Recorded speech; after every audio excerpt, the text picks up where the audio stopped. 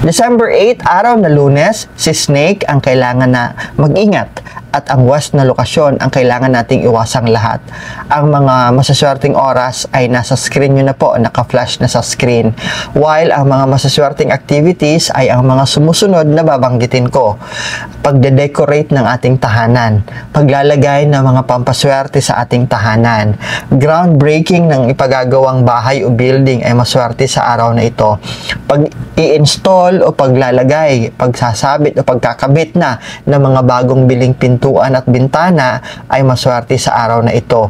Pag-i-install ng mga appliances ay maswerte sa araw na ito.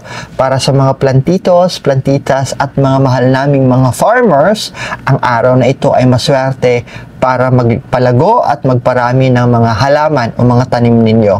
Ang kailangan nating iwasan on December 8 ay ang pagpapakasal o kasalan, pag-aalay ng dasal para swertehin, pagbubungkal ng lupa para sa hinahanap na source of water, pagdalo ng libing ay hindi safe sa araw na ito.